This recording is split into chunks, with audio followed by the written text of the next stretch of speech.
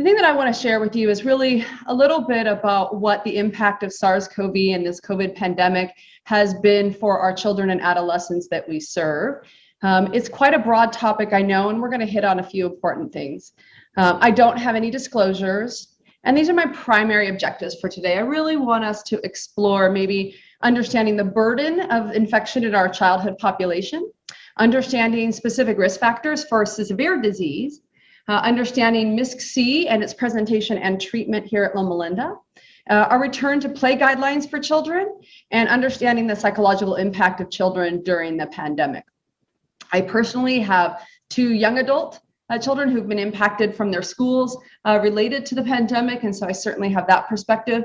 But I don't have young children, and I can just tell you from the experiences of my colleagues, from my patients, I know what a challenge they've had in trying to school their children during this time.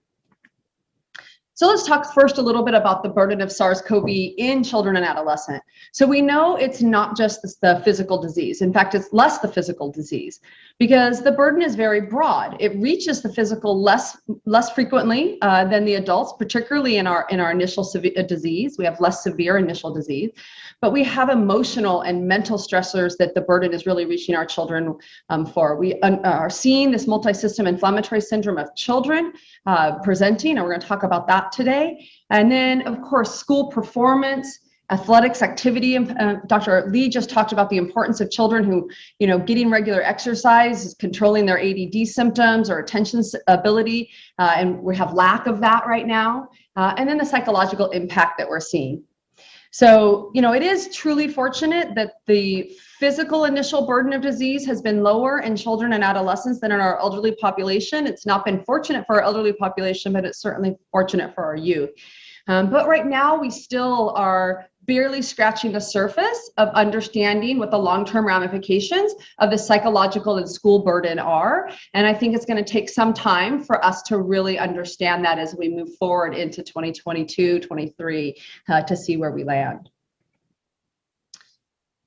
There's been some confounding challenges when we talk about children, because as you can see by this report, states are reporting different things. Their format of how they're reporting the burden in children is different. I'm not forwarding, am I? I apologize, it's not moving forward. 1 second.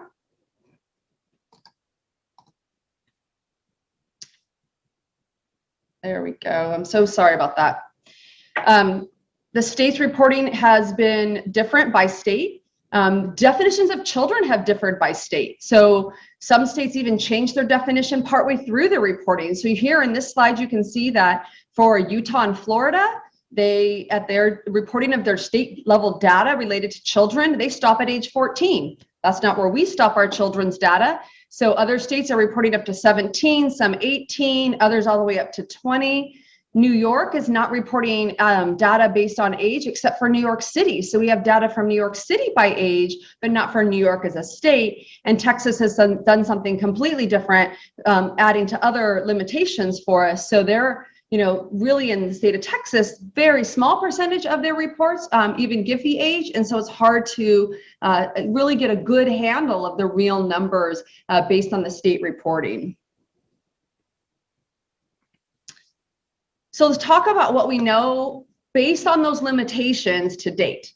So we know that as of 2/25, what has been reported is over 3.1 million total childhood cases, with about 13% of all cases being reported as disease in children. Having said that, we know, including in our region, we had really challenged early testing availability, still suboptimal in some parts of our country. And we also know that children have been sometimes sort of the quiet, forgotten, not tested population. We frequently have families say, well, we tested the mom or dad, they were positive, we were all sick at home, so we never bothered to have the child tested. Why go ahead and annoy them and swab their nose if we just assume we're all positive with the same symptoms?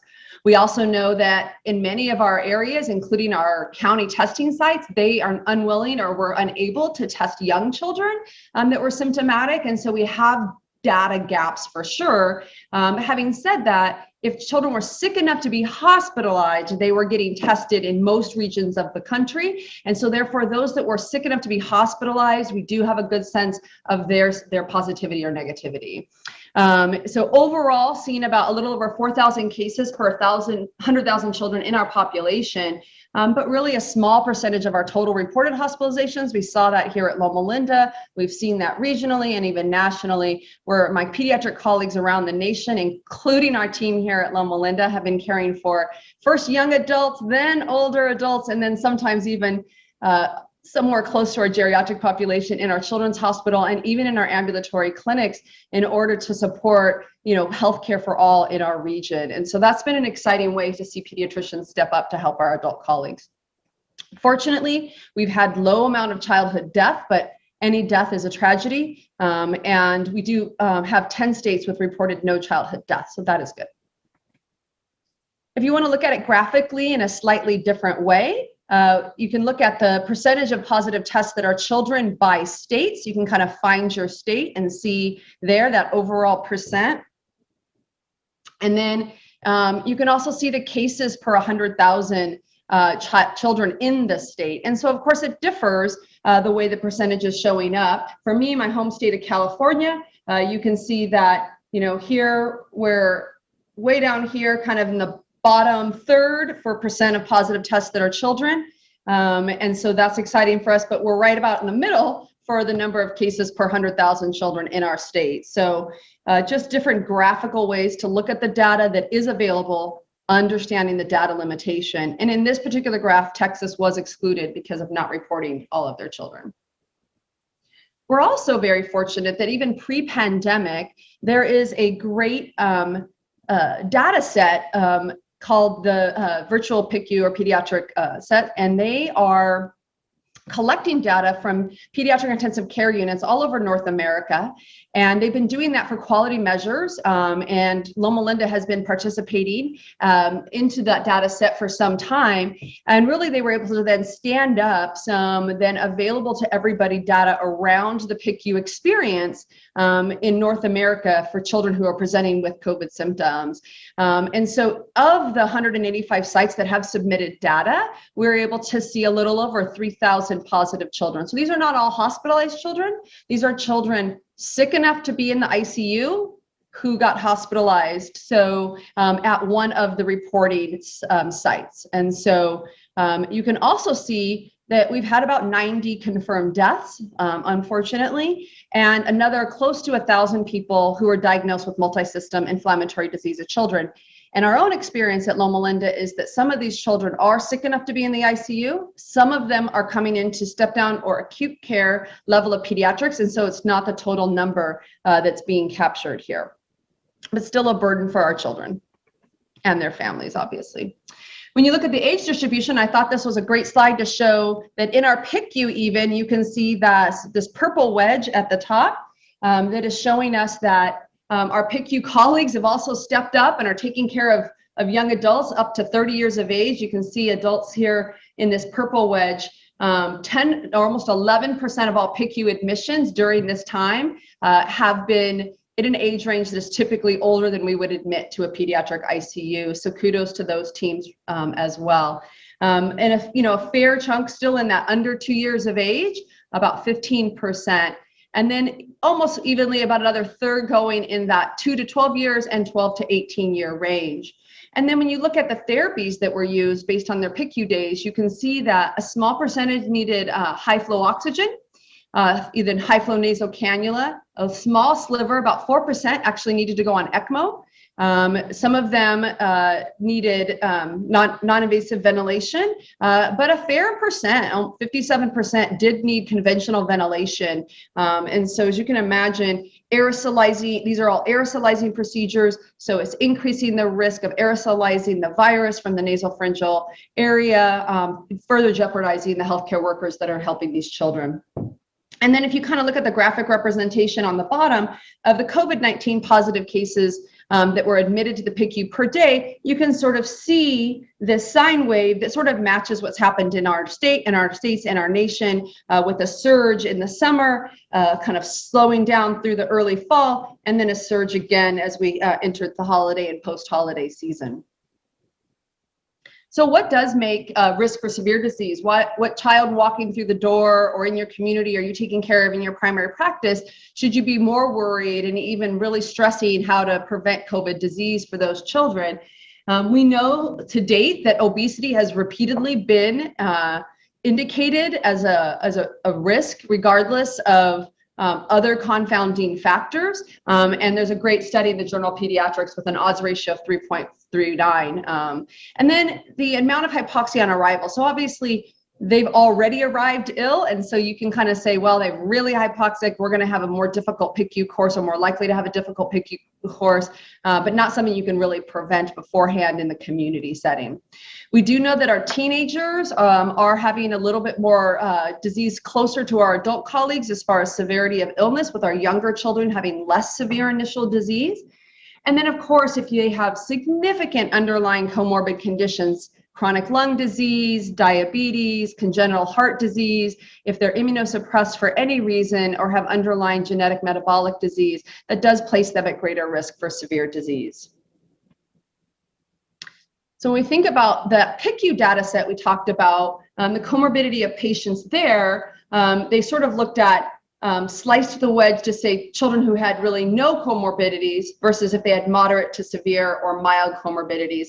And so you can see that even children with no comorbidities did have a fair amount of admission to the pediatric ICU. But it is true that if they had greater comorbidities, their length of stay in the PICU was significantly different. So you can see people without comorbidities, the average length of stay was 4 days, but people with moderate to severe comorbidities, their average length of stay was 7 days.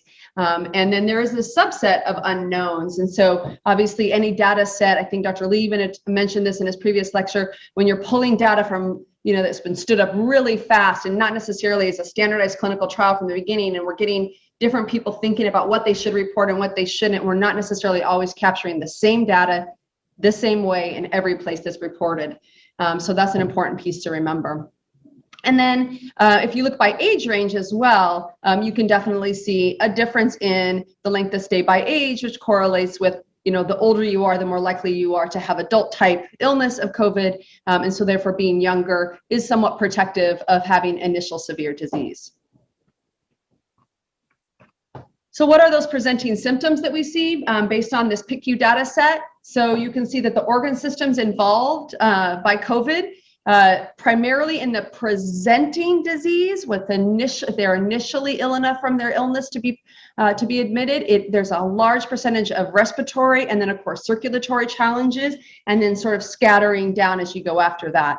So generally needing ICU level of care when you did have that increased need for respiratory support or cardiac support, pressor support. And what we're seeing on the ward, they might be sick enough to get admitted, but variable level of symptoms, a lot of GI symptoms, a lot of constitutional symptoms, fever, fatigue, etc. And often we're seeing children present to the ER through this pandemic for something completely different, unrelated to their COVID, and testing asymptomatic positive. And so that has been something that has been also a unique challenge for our health system, because we need to take care of the reason they're presenting, but they also, we have no idea of how far out they are from maybe their initial disease. So we're not really sure, do we have active live virus still in their nose, or are they in 20 to 90 day window from their original infection? And so of course we have to treat them as if they are COVID positive for the safety of all, including themselves and their family members. And then there's been a lot of question out there about blood type correlations. There's been some data published about O blood type, and if I have O, I'm protected, so I'll just go about my business. So there was some really international data published early to say that O positive was protective. There was a great study published in Harvard that was not able to replicate this data, that showed that maybe if you were O blood type, you had maybe less severe disease. However, the PICU data in North America does not show that.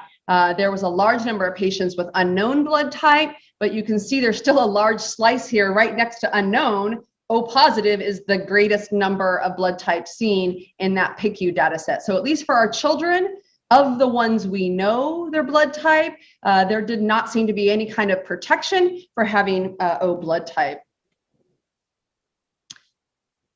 So there's now an emergency use authorization for monoclonal antibody treatments of bamlanivimab, oh my goodness, today, more coffee. And there's specific criteria for both adults and children. You should not receive this antibody treatment if you are being admitted to the hospital. This would you'd only be qualified to receive it if you are going to be discharged from the ER.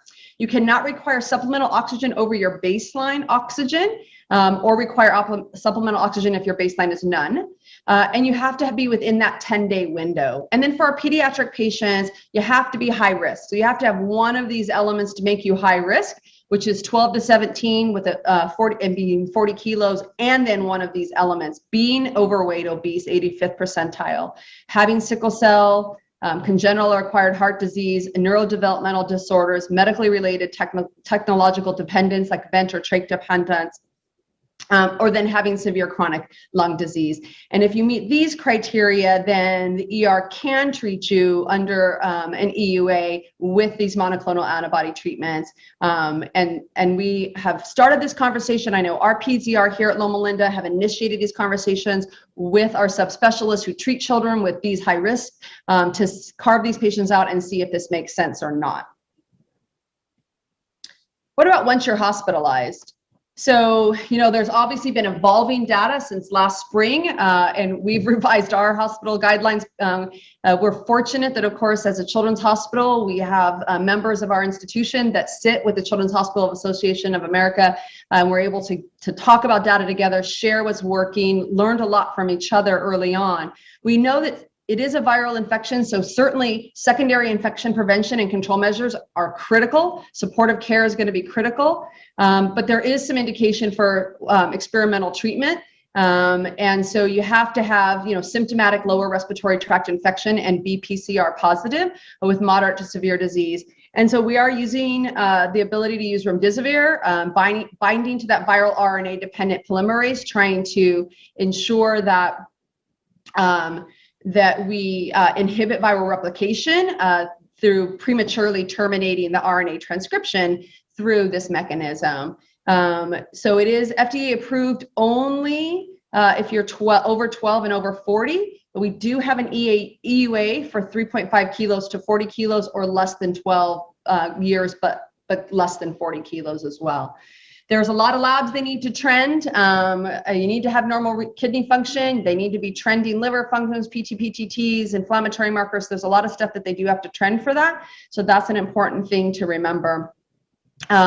So the other thing that we're using is steroids, generally moderate to severe disease, up to 10 days of steroids, and of course, treating secondary infections, using pressors, cardiac support, vent settings, pulmonary support.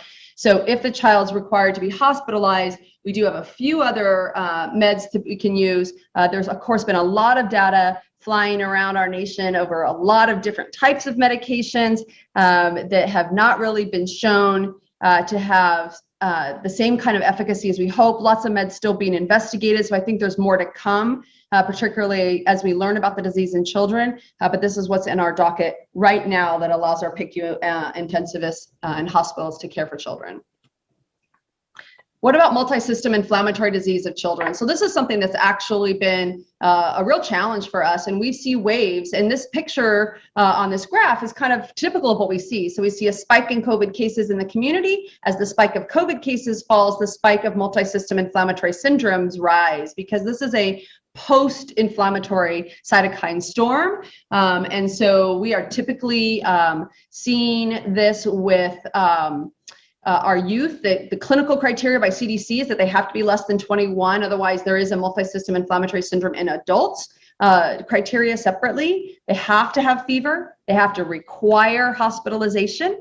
They have to have multi-system organ involvement. And in fact, most people admitted have 4 or more organ systems involved if they need to be admitted. And then there has to be lab evidence of inflammation. So this is broad category, of course. We're using things like CRP and ESR, procal, D-dimer, ferritin, LDH, even measurements of IL-6. But, so there's other elements we can see. Typically, these children come in with the low albumin, reduced lymphocytes, so some inflammatory markers. And then they have to have lab or epidemiology evidence of SARS-CoV infection. And so how the CDC is reporting this as either positive for PCR, serology, or antigens, or a clear known exposure to someone who is SARS-CoV positive within 4 weeks prior to the onset. There has to be no other plausible diagnosis. And the average age is 8. We've seen younger, we've seen teenagers, but nationally, this is what's being reported as an average age. And generally seeing, like we talked about, that 2 to 4 week spike after that initial infection. And for us here at Loma Linda, they've almost all been antibody positive, and both a mix of either PCR negative or PCR positive. So we definitely know there's this cytokine release felt to be the mechanism of severe disease. This is a picture of IL-6. So there are elevated levels. However, there's really no good evidence in the literature to support that inhibiting those markers will actually improve outcome, with continued studies underway right now clinically.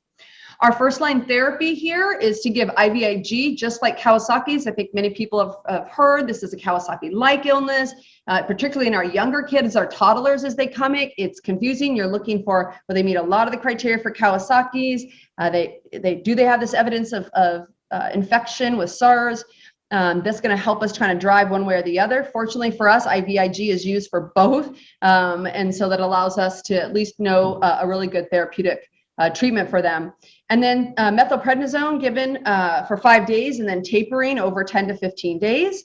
And low dose aspirin for 4 to 6 weeks. And then a little bit going to depend on what those echoes show. And we've had a mix here at Loma Linda, some children with really normal echoes and some children with pretty severely dilated coronaries or quite impressive myocarditis.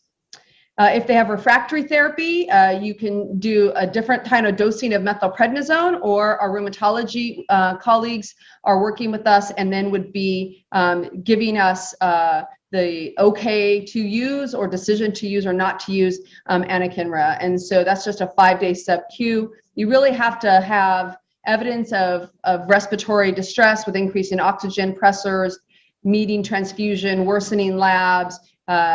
So in order for us to use that, but it is being used here. We have had to use it for children, and we've had good outcomes after.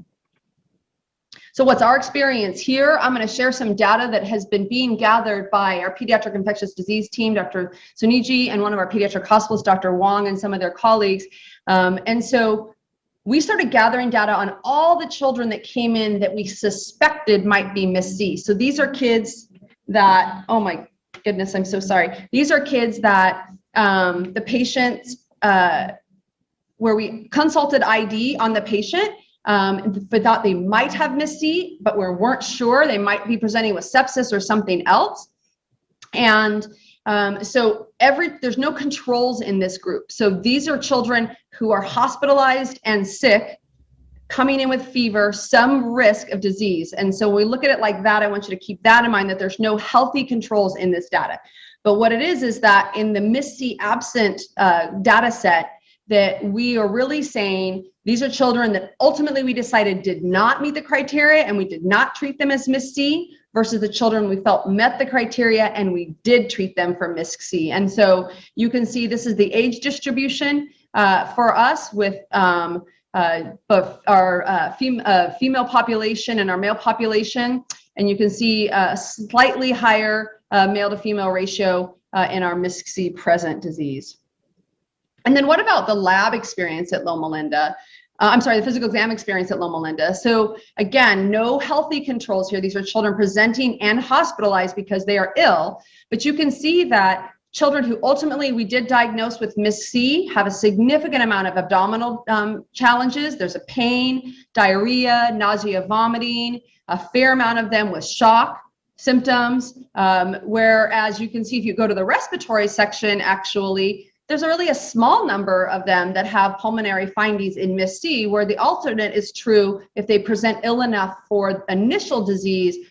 Respiratory symptoms are really the common presenting finding, getting them hospitalized in our ICU. But if they don't present then and they present as MIS-C, we really see minimal respiratory disease and quite significant GI and other systemic disease. And so I think that's an interesting thing to think about, because it really speaks about how our patients are presenting. Another way to sort of graphically look at it is to think through sort of lining up the systems by percentage at presentation. And again, you can see this very pale bar of respiratory symptoms because there's really not as much of that disease, but you can see this very bright orange bar of GI symptoms because those patients who presented ultimately were diagnosed with MIS-C have quite a lot of GI symptoms. And then seeing that hematologic bar overlapping with GI as well, because we're seeing some of those inflammatory markers. That's definitely one of the things we're seeing. And if you look at a snapshot of our labs, so again, children here in this group, in the yellow bar, are children ultimately we did not diagnose with MIS-C, but are not healthy. They are admitted in sick children. So of course we would expect some abnormalities in their labs. And then the blue bars with the scatter plot is going to be our children we ultimately did diagnose with MIS-C. So you can see that, fibrinogen levels are on average higher in our MIS-C population. Our ferritin levels are on average higher. Our CRP is on average higher. Our albumin is on average quite lower. ESR also higher. Platelets are lower. Our procal is higher. And INR is higher. Our ferritin and fibrinogen also higher. So you can definitely see an impact. You'll see that bump in creatinine as well. We are having some children present with renal disease, also quite dehydrated, which does not help their initial creatinine presentation. And so this is just an interesting representation of all sick kids that we evaluated for MIS-C. There's some difference. I think at this point it's too early to draw huge conclusions. And like I said, we don't have a control group of healthy children to age match against, but it does give us that snapshot of our experience here at Loma Linda. So let's transition from they're sick to what should we do next? How do we return our children to play? And, speaking a little bit about what's important for youth and their protection, we know that a lot of youth, almost 45 million youth every year, participate in athletics. It's a great stress reducer. It's great for their cardiovascular health. It's great for their socialization, team building skills, leadership skills. And we know that that returning them to play safely has physical and psychological benefits.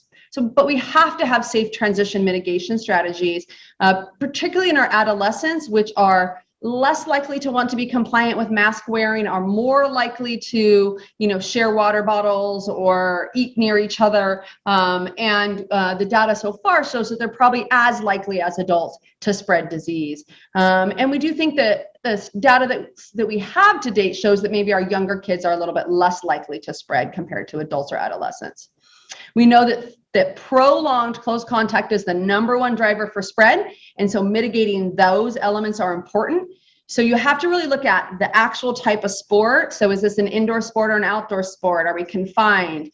Are we right next to each other? So like wrestling would be a significant risk because they can't wear a mask and safely wrestle. They're right in each other's face. Obviously, wrestling around on the ground in an indoor area, that's going to be a high risk sport. But if you're going to be playing outdoors, you're playing any of the field sports and you're spread out and you're wearing your mask on the sideline, etc. That has a little bit less risk with air turnover. And of course, there is a lot of good discussion about podding athletes. For instance, during practices, these 5 athletes are always together. These 5 athletes, it'll help us with tracing when someone is ill. It'll help us also contain if someone does come ill. And so that's important. And then obviously switching to, single water bottles, each player having their own, not doing shared locker rooms. So there are some things we can do safely to return them to play. But what do we do about if they were ill and we return them to play and want to return them to play after being ill? And so the current statement by the AP is that they really should be cleared by a primary care provider, whether that be a family medicine, sports medicine, pediatrician who's had COVID-19 or MIS-C. You have to screen them for cardiac symptoms. So we're not doing, what England is doing and echoing every kid that just had COVID-19 that was not super symptomatic or didn't have MIS-C. But we do need to look for, do they have these things? Are they feeling fatigue, continued fatigue, palpitations, shortness of breath? Did they have severe illness, which puts them at greater risk for having had myocarditis or other pulmonary issues? Were they on ECMO, obviously? If they had that severe illness, the recommendation is really restricting for minimally 3 to 6 months with a very gradual return to play with monitoring. And if they had mild or asymptomatic disease, resting at least 14 days after their positive test, and then gradual return to play with observation of symptoms. It's that gradual return to play that's the real challenge. You have to continue to monitor. You can't go from 0 to 60 right away. You really got to slowly step it up for these kids to get back safely. We know that there has been some studies showing a fair amount of myocarditis. We're obviously not doing cardiac MRI on all of our youth that have illness, but this particular study did that in high performing college athletes, and it did show that about 15% of them had evidence of myocarditis. The challenge with this study, though, is that we don't have a baseline of how much myocarditis happens if kids just get influenza or kids had rhinovirus or some other type of virus that can cause inflammatory process. And these children were largely asymptomatic from their myocarditis. They were just found incidentally. And so trying to know what to do with that data becomes problematic. So we want to make sure we're trying to really make good informed decisions about the use of technology and when we should use it. Maybe, it's possible that cardiac MRI will play a higher role moving forward with our elite athletes, but I really think it's unlikely that we will be using this high cost but low yield test in our general population. It is important to remember that acute cardiac injury can occur in up to 22% of hospitalized patients with COVID-19, compared to the approximately only 1% prevalence in non-COVID-19 acute viral infections. And the risk of arrhythmia and sudden death goes up if there is acute cardiac injury. And so it's important to think about those elements as we talk about what our children are experiencing and make sure we're having good, honest conversations with them. There has been a governing body that's put together sort of this flow sheet algorithm to help guide primary care providers and coaches and athletic trainers in the return to play. And so I think it's important that everyone know what their resources are and know to look for that as they're trying to come to make good decisions about when their children should return to play. A real challenge for us, of course, is what does gradual return to play mean? So the onus is really going to fall on, strength and conditioning coaches, athletic trainers, potentially other types of coaching staff to monitor that. There might be monitoring devices that are going to be worn. Those sorts of things are not really available to our average everyday kid playing. They're certainly not available at our high school level, maybe our elite youth levels, and then our college and above levels, but those are not going to be available for us. And so, we really have to keep in mind that adolescents also are really wanting to get back to play. So they're more likely to underreport symptoms. They're also a little bit more likely to just have that superhero mentality where they don't think that something bad's going to happen to them. And so they're like, it's fine, it's fine. And so it's really going to be important that we have honest, good discussion with the teenagers and their parents, reminding them that this is, a short period of time in their life. We want them to return to play, but we really need to do that safely. And we need to make sure that they're being honest about their symptoms. And what about school return? So, less than 10%, like I said, of our US COVID cases are in our school-age children. And there's been a lot of studies looking internationally and around the US so far. And in-person school has not been associated with substantial community spread. It is critical to control the spread in your community, Because what has happened is that we see as community cases rise, of course, more people are likely to come to school sick, and then therefore school cases rise. But if community cases are low and you hold mitigation strategies firmly, you are less likely to have any problems. And so there was a study published in January of this year at the University of Mississippi, and they looked at their snapshot of children. And the children or adolescents that became positive were more likely to have a known positive contact at home or a close friend that they admitted to not keeping appropriate mitigating strategies in place, particularly mask wearing, and they were more likely to admit to not keeping intact those mitigation strategies. And so it's not that they're getting sick because they came to school, it's they're getting sick in their community when there's higher community spread and then potentially bringing that to school. There's some really good data though, put out by the Chan School of Public Health, showing how ventilation and filtration can really make a difference. So again, those closed spaces, and if you open a single window, it just changes the air cycle and then changes how quickly the air turns over, and then the viral particles can't sit in the classroom. And adding just a single HEPA filtration unit in the middle of each classroom markedly decreases the risk for transmission. And so I think that schools need to really look at whether or not they can include ventilation and infiltration strategies in their return to school, particularly in warm weather places like we are in California. Maybe not so easy to open a window in, the dead of winter in some of our northeastern states, but definitely some really good data out there showing that as you turn over air more frequently, you decrease the risk of spread. So I think that that's an exciting piece to keep in mind. What about some of the outbreaks we know about? Well, they certainly have had some discussion.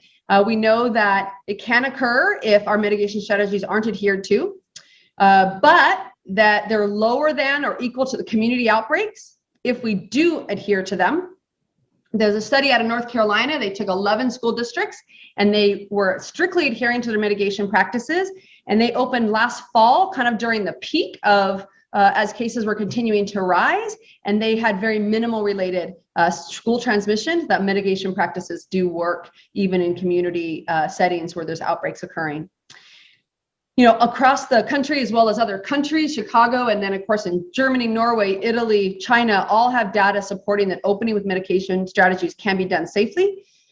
In Israel, they published a study showing that as they went back to school, they had an outbreak, and as they contact traced that outbreak, what happened was it was so warm in their classrooms that they lifted the requirement for people to wear masks. Well, when no one wears a mask and you're in a small classroom and there's no good air turnover, it does not surprising, I think, for any of us that they had an outbreak. And so really non-adherence to that mitigation strategy was their challenge. What about happening in our friends across the pond in the UK? So they closed March of 2020, except for vulnerable pupils and children with key workers. And they recognize that vulnerable children are less likely to learn remotely. So they had a partial opening. And so you can see from June 1 to July 17th, they provided some data from over 57,000 schools. And the way they did it is they would have like maybe 9th graders and 12th graders come today. So they did some mitigation strategies, but in general, they had a very low number of total cases. And most of them were actually, again, staff to staff who took off their masks, went into a staff break room, ate lunch together, walked back and forth from their cars together with taking their masks off when they'd left the classroom setting. So more of the adults doing staff to staff transmission than the children. They are about to reopen next week, March 8th. And they have a strategy in place where they are sending home test kits to every child. So every student will be tested 3 times in the first 2 weeks and then twice a week after that, including the family members in their home. So sort of these rapid 15-minute tests, and they have to have these negative tests in order to continue coming to school. So that is a unique and interesting way that the UK is ensuring safety as they come back. I think some of the things that we as pediatricians, and probably those of you who are parents or grandparents, are very worried about is really the psychological impact for our children. Children worry about sick parents or grandparents. They worry about getting sick themselves. They worry about food or housing insecurity during this time where their parents may have lost a job. Their only food may have come from school lunches or school programs. And even though schools have tried desperately to stand up, come pick up your food, it's, it's been variable based on where the child lives, whether they have access to that or not. They're certainly witnessing anxiety in their caregivers. As parents don't mitigate their own anxiety and stress, the children observe that, particularly young children are great little magnets and pick up on the anxiety and stress of their adult caregivers. They may be dealing with the loss of a family member, particularly someone they didn't feel like they got to say goodbye to, who died in the hospital alone. And we're hearing these stories over and over again, and it's being talked about a lot. And so they're just constantly inundated with the same constant talk. They're being separated from their peers. Teenagers, I'm sorry, parents, but teenagers care more about their friends than they do about their parents. That's a normal kind of behavioral thing during those adolescent years. And right now they're really being separated from them, and they're being put at home. And then, of course, there's the school challenges. There is a sliver of children who are actually thriving with distance learning. They're actually doing better with distance learning. But by and large, the majority of children are actually struggling more with distance learning. They're struggling with the loss of things that were always considered sort of rites of passages. High school seniors with all of the activities that go along with high school year, their senior sports seasons, et cetera. There's been a rise maybe in some of the social media bullying. Again, you don't see them. It's easy to not know them, but to say horrible things about them on their social media. And then keeping in mind that we're now compressed into home, and homes are not safe for every child. They're witnessing potentially domestic abuse, whether that's verbal or physical. They may be at risk themselves for that. And so it's really an important element to remember that home tensions are one of the big psychological challenges for children. So I think these things are really important for us to keep in mind as we think about what's happening for our children. Adverse childhood events are a topic that has been being discussed at some length. We're fortunate here in the state of California that our Surgeon General, our Surgeon General has taken this as one of her big projects, and it's really looking at toxic stress of children and how that dysregulates them, increasing cortisols, their pro-inflammatory cytokines. So you can imagine if you have pro-inflammatory cytokines really high, and then you get COVID and you get a kind of cytokine storm from Miss C, this sort of layering, not particularly great. But also the most important thing we're worried about from the psychological impact is the negative health impacts that we have seen later in life. And we know that as children, the more negative adverse events you have during childhood, the greater chance you have of really otherwise preventable adult diseases, cardiac disease, early death, mental illness. And so it's really an important thing to think about. And I would say as a pediatrician that this pandemic qualifies for many of our children as an adverse, stressful, toxic stress event, and something we need to keep in our mind as we think about how we treat them. For studies in the literature about what's happening to our children, predictability is certainly a stabilizing force for children and adolescents. This is a critical period of neurodevelopment.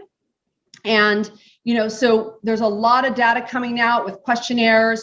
Our earlier data is out of China because they got hit earlier, but there's a lot of data now coming out of even the US and other places looking at using questionnaires that have been validated, like the PHQ-9 and the GAD-7, really showing high levels of anxiety and depressive symptoms. But there is things that can help mitigate those symptoms. For instance, in one study found that problem-focused coping skills versus emotional-focused coping skills was protective. One study found that having knowledge of how to prevent getting sick from COVID, knowing those mitigation strategies actually decreased your stress or anxiety about it. So I think there are some simple things that we can do. And so I think that that's an important element for us to know about. Studies are also coming out of other places, Bangladesh, Italy, Spain, all showing increased levels of anxiety.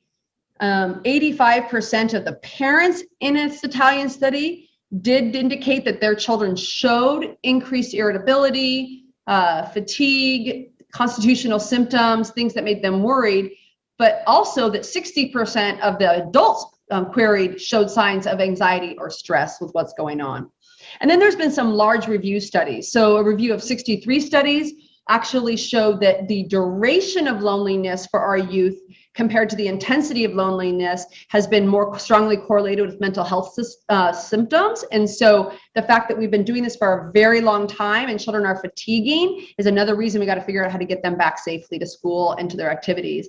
And then another review just published recently of 51 studies really commented on the importance of how we know that children are in all developmental phases have been impacted, but that certain phases are impacted more. So young children pick up on parent stress, but may not be as impacted because they're cognitively not as grasping and understanding of some of the elements, maybe as older children. Rural areas versus urban as far as social connectivity, how much screen time, how it's being policed, pre-existing conditions, all of these things might impact that individual child's symptoms of depressive symptoms or anxiety. And so we definitely need a lot more work on this. We need to track this very carefully as we move forward. Along with these anxiety and depression symptoms, of course, it makes us fearful. And we've seen lots of news articles with suicide attempts are on the rise. And there's been variable levels, variable studies, I should say. So some studies really saying, yes, there has been rising suicide attempts. Sadly, this was rising pre-pandemic. So if you looked at the leading cause of death in adolescents in 2017, suicide was number 10. And in 2019, it was number 2, where it sits today. So obviously, there was things impacting before the pandemic, causing challenges for our children, access to mental health, as well as other reasons that they might be having anxiety or depression that we really need to delve into as a society and as a healthcare system and make sure that we get them the help they need.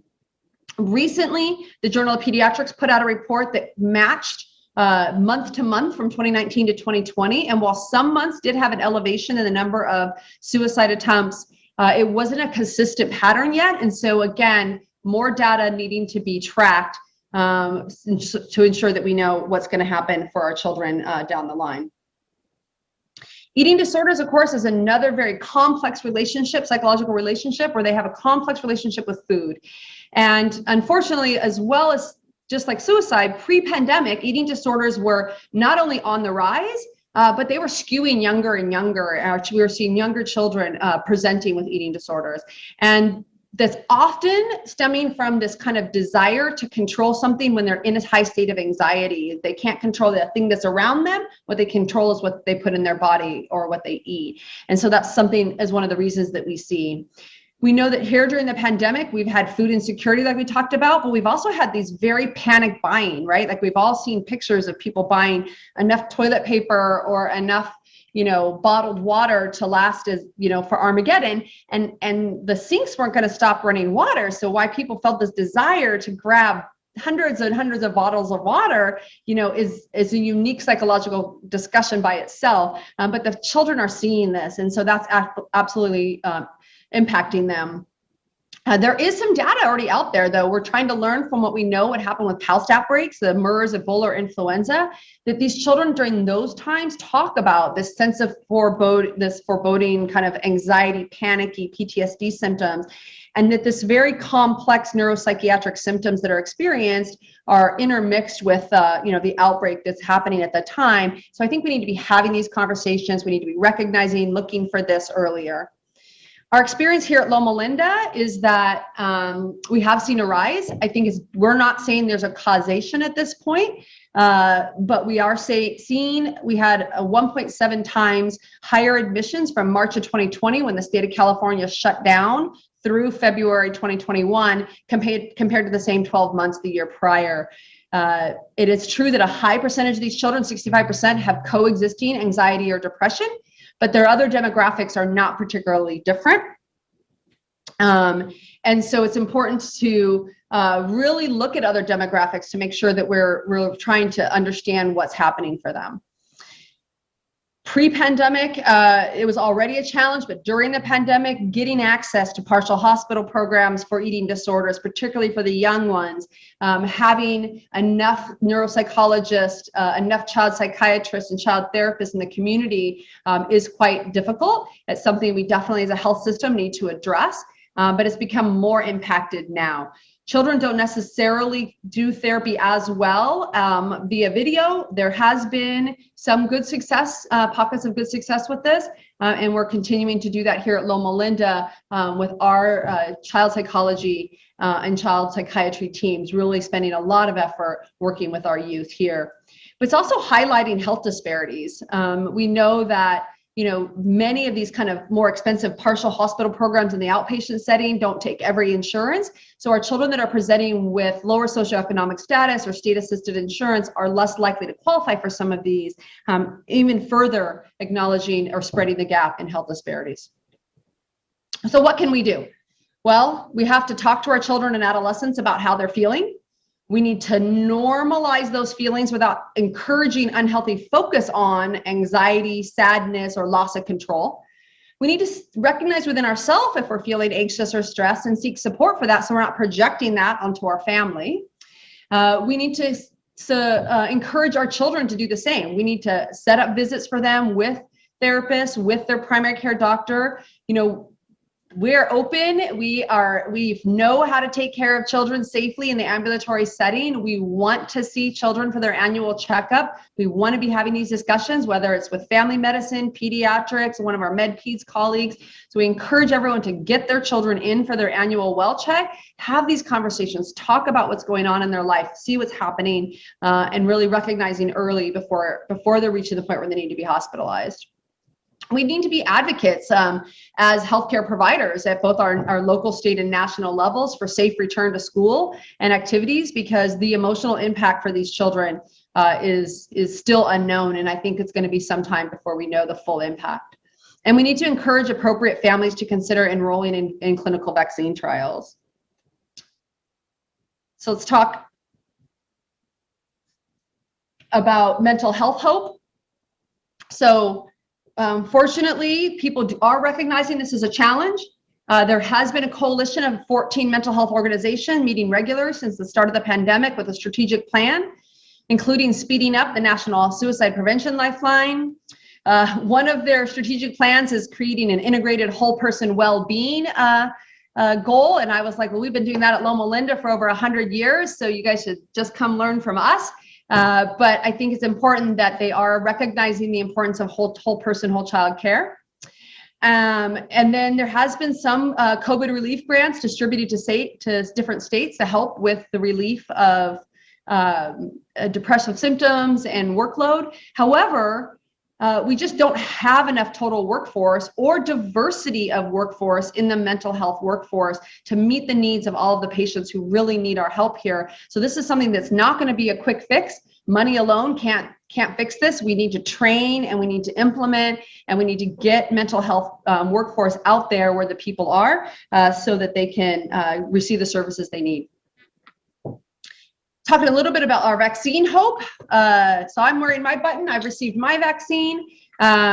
Currently for children, Pfizer is the only accepted vaccine for 16 and above. They have already enrolled 2,300 children in their next clinical trial in the 12 to 15-year-old range.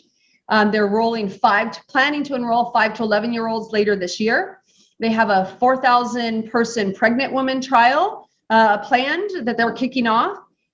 Recognizing that children's immune systems and how they react to vaccines is different than adults. And so therefore, there might be a lower dose, there might be a different schedule for children, and that's what we're looking to see.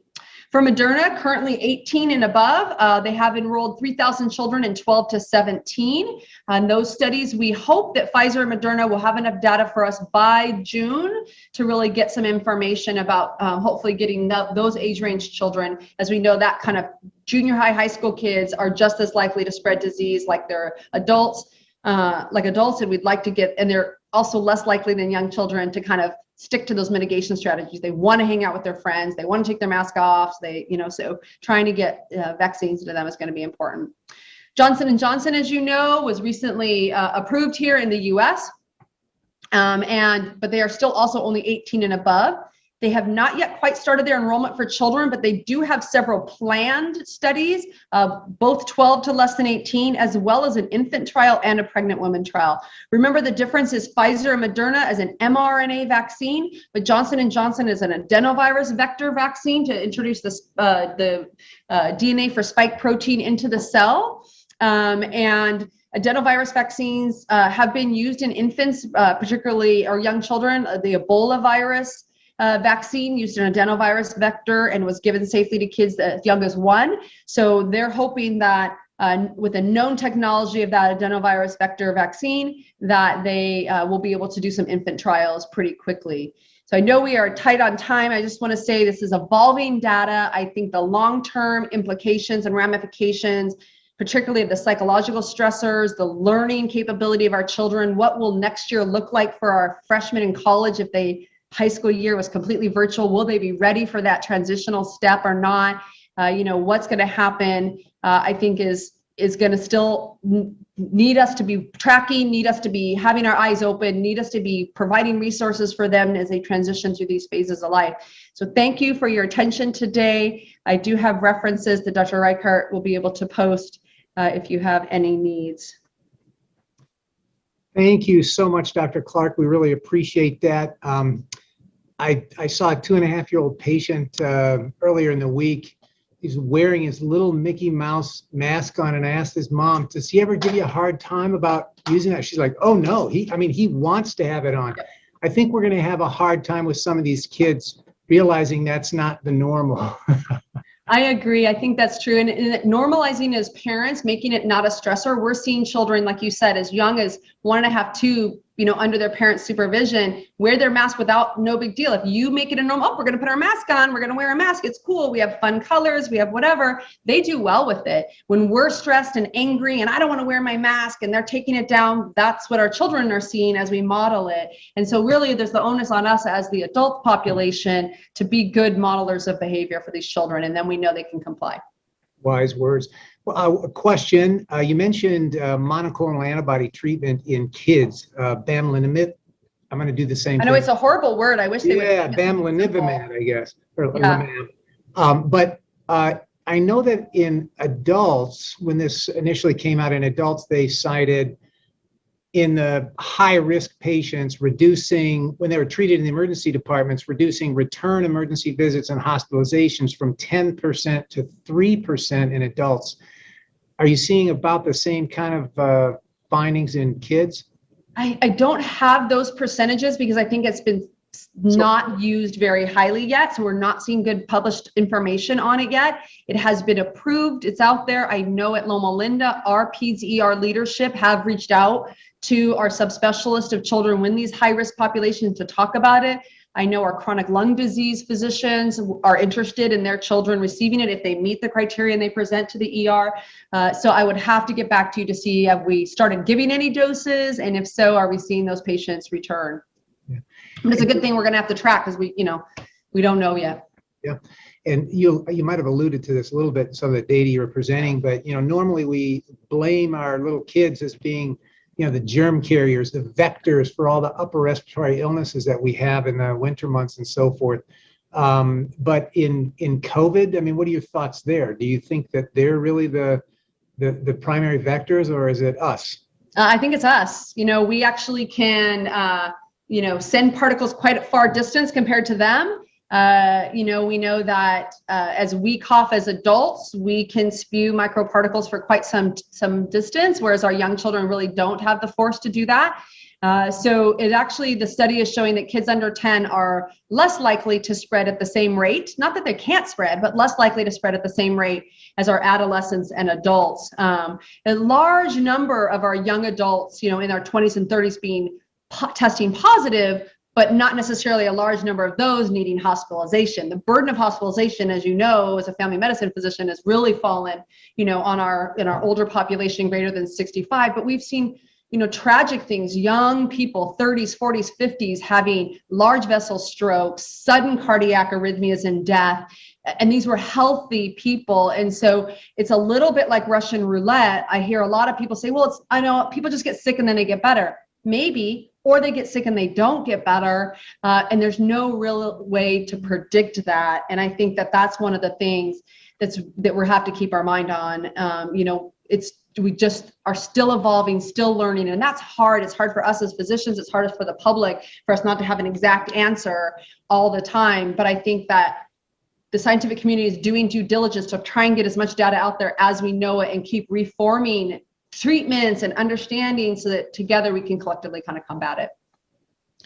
So thank you again for bringing us this lecture, and thank you for your contributions to Loma Linda and also to our community. Thank you very much. Absolutely. Thanks for being here. I look forward to seeing people in person next year.